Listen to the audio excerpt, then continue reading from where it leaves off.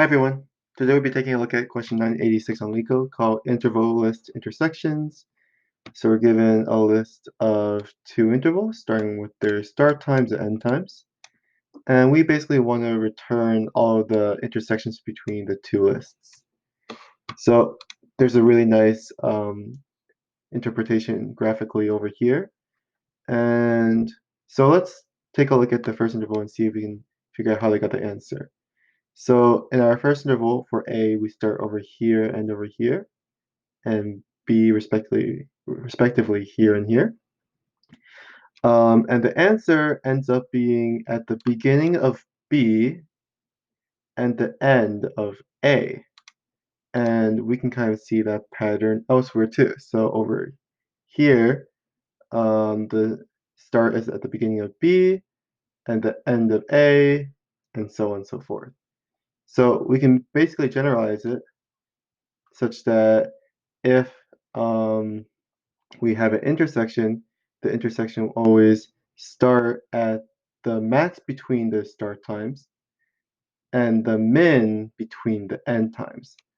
So in this case, the start times are 0 and 1 for A and B. So we get 1 for the start time of our intersection. And the end times are 2 and 5. And between those, since 2 is smaller than 5, we choose 2. So our intersection is going to be 1 and 2. So let's get started.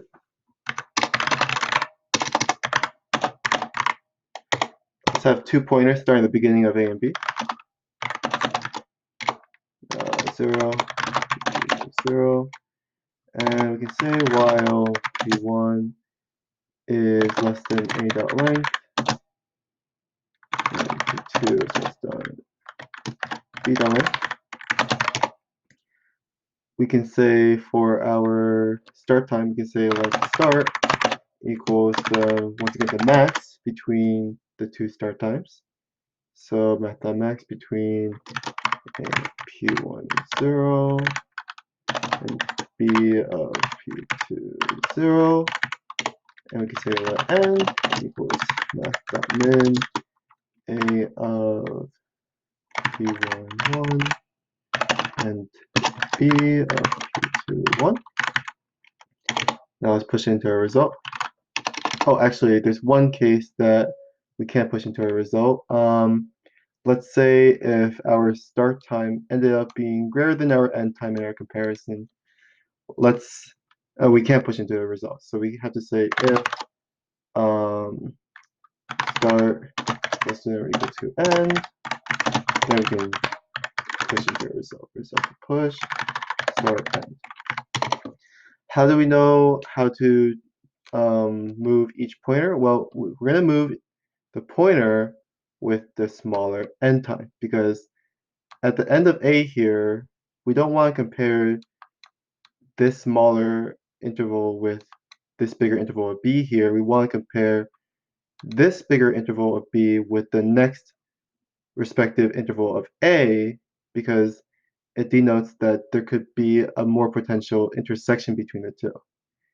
So by moving the one with the smaller end time, we have a bigger possibility of having an intersection. So we can say if A of P1 0 is less than B of P2 0, we're going to move up our first pointer, otherwise move our second pointer. Then, so, see this works? Works just fine. And something happened here. Why did this case not work? So I have to push. Oh, I'm stupid. These are the start times. Once again, we're comparing the end times. Works just fine. And works just fine. Cool.